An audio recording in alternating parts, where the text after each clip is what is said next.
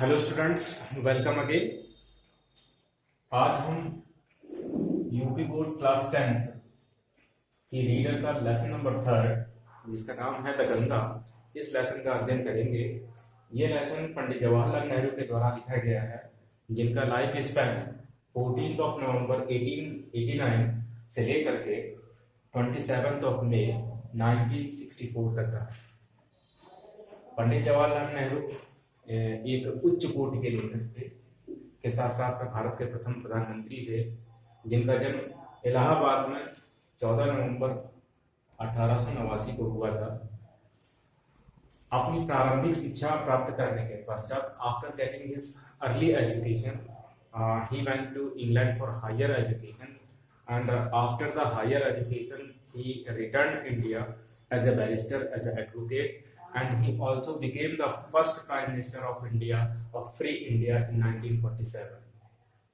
इन्होंने बहुत सारी राइटिंग्स लिखी, जिनमें से the discovery of India, the word of the glimpse of worlds history, Soviet Russia, autobiography और जो फेमस लेसन है द गंगा, इन्होंने ये भी लिखा।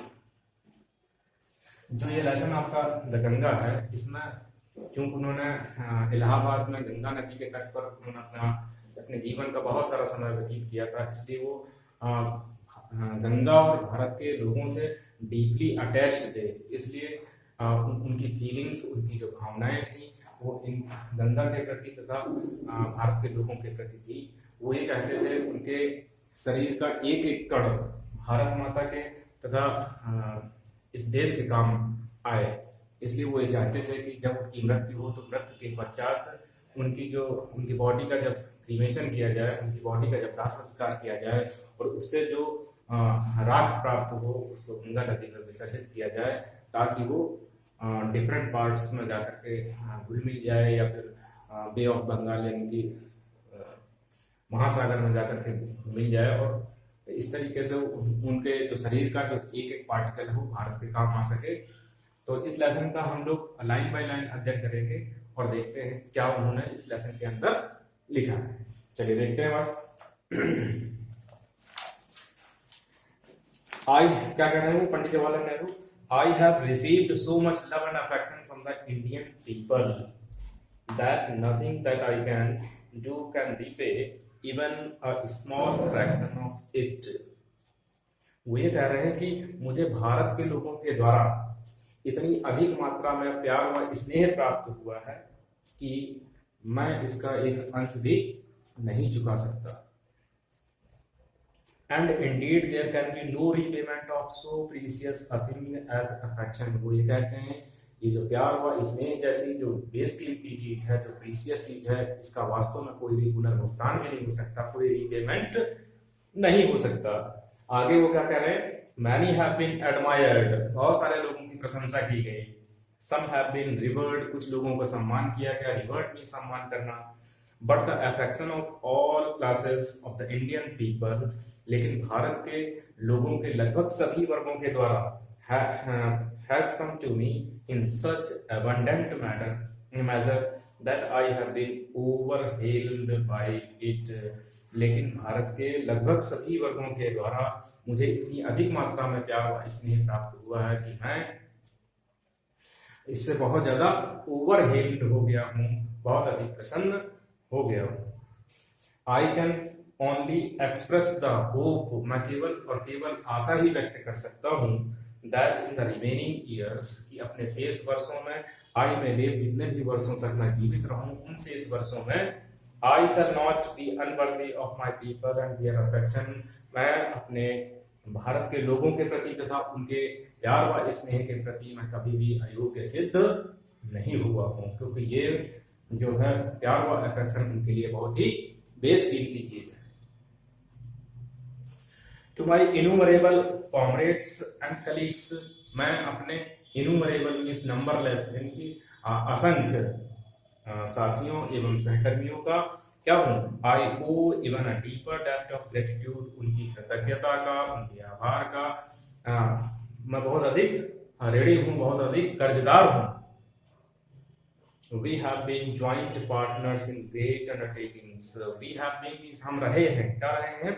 ज्वाइंट पार्टनर्स मीन्स संयुक्त सहभागी रहे हैं। इन ग्रेट अंडरटेकिंग्स मीन्स जो भी बड़े बड़े महान कार्य हुए हैं उसके हम संयुक्त सहभागी रहे हैं। And have shared the triumphs and the sorrows which inevitably accompany them.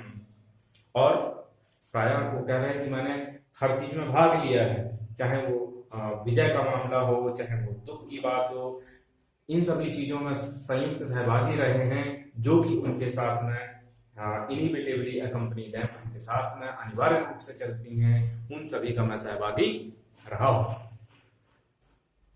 आगे इंपॉर्टेंट आपका जो पैसेज है उसके वचन देखिए। व्हेन आई डाई, जब मैं मरूं, I should like my body to be cremated, मैं ये चाहता हूं कि मेरी बॉडी का दाह संस्कार किया जाए। If I die in foreign country, यदि मेरी मृत्यु विदेश में हो तो my body should be cremated there, तो मेरी बॉडी का जो दाह संस्कार है वही कर दिया जाए। And my ashes sent to Allahabad, और मेरी अस्थियों को इलाहाबाद भेज दिया जाए।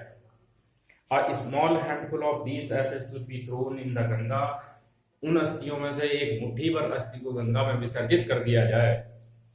And major portion of them, और उनमें से जो अधिकांश भाग हैं, डिस्पोज्ड मीन्स उनका निपटारा किया जाए, of in the manner indicated below, जैसा कि आपको नीचे बताया जा रहा है, जैसा कि आपको नीचे संकेत किया जा रहा है, उस तरीके से उनका निपटारा कर दिया जाए।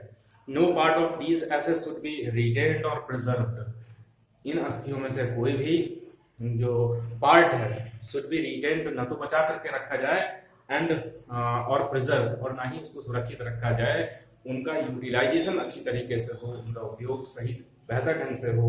इनमें से कोई भी भाग ना तो सुरक्षित रखा जाए और ना ही बचा करके रखा जाए। My desire to have a handful of my ashes thrown in the Ganga at Allahabad, मेरी इच्छा है कि मेरी अस्थियों में से एक मुट्ठी भर अस्थि को इलाहाबाद में गंगा में विसर्जित कर दिया जाए। हैज नो रिलीजियस सिग्निफिकेंस, जिस वो ये कहते हैं कि इसका कोई धार्मिक महत्व नहीं है। So far as I am concerned, जहां तक मेरा संबंध है, जहां तक मेरा मामला है, जहां तक मेरी बात है, I have no religious sentiment in the matter, इस मामले में मेरी कोई धार्मिक भावना भी नहीं है। I have been attached to the Ganga and Yamuna rivers in Allahabad ever since my childhood. मैं गंगा और जमुना जैसी नदियों से बचपन से ही अपने बचपन से ही इन नदियों से जुड़ा रहा हूँ। And as I have grown older, और जैसे जैसे मैं बड़ा हुआ, this attachment has also grown. ये जो लगाव था, ये जो जुड़ाव था, वो भी बढ़ता चला गया।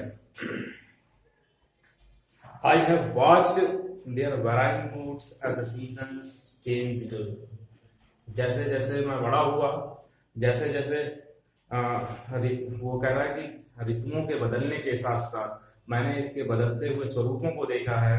And have often thought of the history, प्रायः मैंने इसके इतिहास के विषय में सोचा है।